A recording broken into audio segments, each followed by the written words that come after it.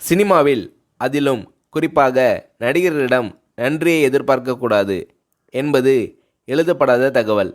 ஆனால் குறிஞ்சிப்பூ போல் நன்றி மறப்பது நன்றன்று என்ற எண்ணம் கொண்ட நடிகர்கள் வெகு சிலர் உண்டு. அதில் வடிவேலும் ஒருவர்.